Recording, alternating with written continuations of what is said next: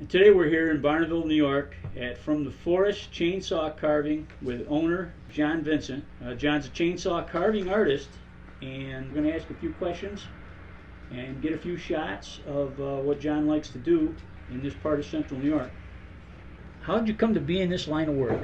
Well, I was out of a job, and a friend, he made rustic furniture and, a couple other things that he used to drive around and try to sell. And it turned into a store. Just making rustic furniture at the store when this woman come and she started carving there. Pretty much fell in love with it, because I didn't know anything about it. And I asked her to teach me. She couldn't. She let me use her saw though, and I carved my bear. I sold it within a few days, and it just motivated me. Every carving that I've carved, pushed me to carve another one because they keep selling. So it's been almost 4 years now. Wow. Non-stop carving. This isn't like your average chainsaw that any person can buy. I mean, aren't these specialized type? Pretty much, yeah. You don't want to get it. You can carve with a cheaper saw. For the most part, I use a regular chainsaw, but yeah, you got to get a special tip and a special chain, sprocket, and whatnot. Okay. To do the detail. I recognize it first and foremost as an art form. Right. It's part of Americana, and in this part of upstate and even further north, I'd feel kind of strange if I went into somebody's home up in the Adirondacks and I didn't see some sort of influence from, wood carving and or being out in the Adirondack art. Yeah. Right. Correct. Yeah. I'm curious what placed you in the position where you recognize you had this talent. I've always been an artist. Struggled at it. Never thought I could make any money until I picked up a chainsaw. People like wooden bears. They like carvings. I didn't and I didn't know that until I started doing it really, and it's become a little bit more popular since I started. Well, we're sitting here on your back porch, yeah. And I'm surrounded with a number of different carvings. I see some dogs and some imaginary characters. Yeah. I see a beautiful eagle soaring through the sky, and geez, I think there's some pumpkins there lined up on the... Setting up for Halloween, yeah. What, in your opinion, has been your toughest thing to carve? Well... Because from what I see, no matter what you start, you seem to finish, yeah. And it all seems to come out looking beautiful. I would say the hardest thing to carve would be people. Getting the proportions right. Uh-huh. Animals, you can get away with little mistakes as far as their form, But with people, you can't make any mistakes with the form. This is an art form that's been around since I think the 1950s, if I'm not mistaken. Ray Murphy was the first ever chainsaw carver. Yeah, he used to carve belt buckles while they were on people with a regular chainsaw. Is this something that took place or got its seeding point in time here in the United States? It's in the United States, yeah. Ray Murphy, he's from Maine. I know it's out across the world now. Right. I mean, there's carvings all over. There's thousands of carvers worldwide, and it's not as popular as other things, but it's gaining popularity. Yeah. Well, in the world of collectability, there obviously isn't a shelf life to a carving. No, it decays. You know what I mean? It's not stone, so it's not immortal, if you will. Yeah, I remember when I first spoke with you about the eagle that you had carved and that I saw in life and ended up buying from you. I remember asking you if you polyurethaned it or if you put any kind of a protective coating on it, because the first thing I thought of was, well, it's wood. Yeah, all kinds of things can happen. Initially, I was going to put it on my front porch, and then decided I liked it better in my kitchen of all places. Inside, yep. They do last longer when you put them inside. They're exposed to the elements that I don't know, it weathers it, basically. It's like the siding on your house. You got to keep up on it. And where do you get the wood from? I have a number of connections as far as tree service guys. They'll knock trees down, and a lot of the guys they don't know where to get rid of it. Right. They can either get it milled, especially if it's pine, which is what I like to carve. If it's got a lot of knots in it, the sawmills won't take it. So I use the knots as part of the carvings. I'll find like a nose, a knot, or an arm or a shoulder or something. With all the different types of wood that you've carved, in your experience, what's your favorite, but then also, what's the difference in new wood and old wood? Well, I like carbon pine because it's easy to get and it's soft. It has to be. I prefer it to be like somewhat fresh because there's no bugs in it. You know, I don't want to give a customer carpenter ants. You know, yeah, they may crack a little bit, but they could be seasoned or green. It doesn't matter, and they'll crack. It depends on where you put it and how you take care of it. And some wood's obviously more Harder to carve. Yeah, Yeah. they beat up your saw a little bit, your chain, your bar, but mainly I like carbon pine. People want a decent carbon for a decent price. I'm not too experienced with the hardwoods yet. I'm gonna be getting into it. You know what I mean? I got a pile of black walnut over there that I'll be, carving into. one of the other questions I had was, you do on-site Oh yeah. work? I mean, Oh yeah. It's been harder since I had my own store to leave the store, but Right. but I do go to people's homes and carve there. if I had, in my front yard, I had an old tree that, we still have trees that die off up above. Portion of the trunk and the main wood part of the tree lasts a lot longer than the upper branches and Right. so forth. You're the type of guy I could actually make a special appointment, come to my home and Carve it right there. carve that tree right there, and it would be part of my. Yeah, eventually you have to cut that off, and because if it's a dead tree, it'll rot. Right. And if you cut it off, it'll last longer. Put some sort of spacer in there to Uh-huh. keep the moisture from getting in that carving. But And I also noticed that within the store that you have a number of other items here. it's kind of a consignment shop.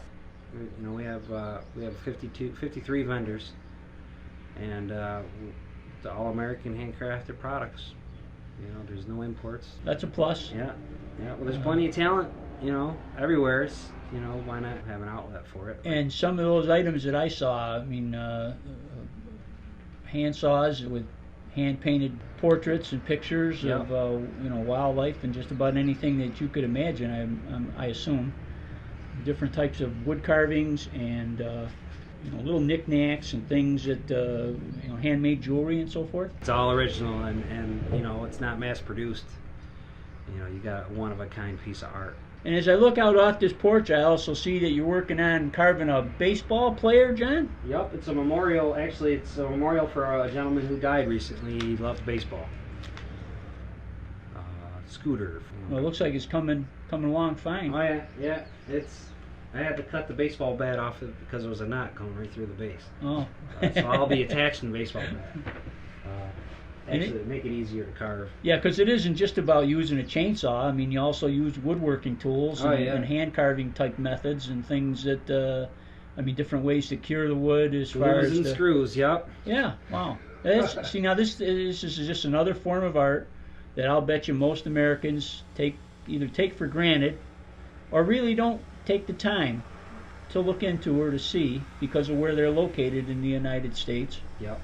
People in the bigger cities like down in New York and so forth, I mean, they probably get away from the city to come up here to see some of this stuff. Oh yeah, we get a lot of people through here. Yeah. Travelers. Being on this road, it's a very well traveled road. Yeah, that's my next question. I was going to ask you how do you find Barneveld? I mean, how do you find it as a community? And Well, having a couple different locations in the Adirondacks, being on 12 is definitely a plus because it's major road. Right. People go to Canada, they go to Old Forge, St. Lawrence River, whatever. 20,000 cars a day pass my store, so. I'm sure you get a good portion of those cars pulling in here too. Oh yeah, now there's life here, so. Well, it's a beautiful building. Oh yeah. Both inside and out. I got plenty of room to hold as many artists as possible. Yeah. And I think we had talked at one time. You were telling me that you were thinking about having some different things go on here in regards to bringing other artists and so forth. Yeah, like art shows, craft fairs, little festivals. There's enough room here, so. Yeah. We're actually having another open house when we finish the renovations in this back room. Okay. Which actually gives us another 1,500 square feet. So when that happens, it happens slowly because it's dedicated to carving every day. Well, that's the name of the game. It's a business, and you know. Carver starve, yeah. Sure, you got to do what you have to do. What really mystifies me is, you know, again, sitting here and looking around, I see a hand-carved bench, which looks like a 3 or 4 portion, like where you had to do the back. 4 pieces, and the yeah. 4 piece, yeah. 4 pieces, a backrest, a seat, and then the ends hold both those at the back of the seat. Now, what's something like that normally? I mean, I know that That one obviously. there, it's about 500. Wow, that's a steal. 550, I think. Without the backrest, it'd be like 450. Uh-huh. A couple bears in the stump, you know, holding the seat and the backrest. This company that I've started is going to try to pay attention to some of the very unique and special creative types of arts that exist that people don't really take the time to appreciate as much as they possibly could. I go to the Woodsman's Field Days. I've seen carvers up there, chainsaw carvers, and you know, it's a spectacle type thing for the people that go to those types. You know, I'm sure they're at the county fair. It is entertaining, yeah. People like to watch. Yeah. You got anything like that going on? Yeah. Well, last year I did the Boonville Fair at Nida County Fair for the first year, and they liked me so much that they invited me for this year, and most likely, you know, every year after, you know, and. The Boonville Fair, I do that. And I do a number of demonstrations at local schools. Poland Central School, I do free demonstration for them. In front of grades 1 through 6, I carve a bear in front of them, you know, and I donate the bear to the school. And I got another one for Alan Patton and next year. And I'm open to new new venues as well as others demonstrations, as long as it fits in my schedule. Well, that's cool. It doesn't take too much away from my store. True. Yeah. You know. I imagine it's got to be rewarding to see the smiles and the looks of awe on some of these kids. Oh yeah, people love it. You know, I do little tricks with the saw. You know, I'll spin a little piece of wood on it and toss it. You know, send it flying in the opposite direction, of course, from the kids. But yeah, it's very entertaining to watch, because it's power carving. It's pretty fast. You know, you can, like my eagle. I just you did that eagle in about 20 minutes, I believe, and that's you know, that's a basic eagle. You know, I was fascinated. I'm still fascinated. Just the proportions. You know, I do more elaborate ones. Obviously, they take me a little longer, but yeah, people like it. Get you to carve me up a camp sign, because you know, when you live up in the Adirondacks or even in the foothills, you got to put a name on the place that you hang your hat. You know, got to call it something. You know. Right. The other thing is, from the items that we saw inside the store, I'm just amazed at the quality of the work for the people that you know have crossed paths with. Yeah, well, we kind of have like a jury. You know, a few of the artists will decide on whether a product is fit for the store, and if we notice anything that wasn't handmade, we refuse it if it's not handmade by that person. Yeah, there's a level of craftsmanship that we have to, you know, keep here. You're gonna have a website up pretty soon. Yep, hopefully by the end of the summer, you know, we'll have one up. Not with a shopping cart, but at least to display my products and other people's products. You know. Well, you're certainly on the right track. Oh yeah. I know in the time that I've known you, I've seen you take a piece of wood and make some pretty creative and interesting. Possibilities are endless with a piece of wood. You just gotta figure out what's inside there and pretty much set it free. Yeah, I guess that's the mystery of it. Yeah, you know, that was one of the reasons why I wanted to do this with you, was because when I look at a piece of wood, I don't see what you see, obviously. Yeah. You know, but sometimes I walk around the carving so many times I get dizzy. I really am thankful. Really am thankful for the experience and knowing you, and for seeing what you're capable of, and for being able to buy my eagle so far. And I plan on buying a few other things from you in the near future. So, thank you very much. Thank you, Rick.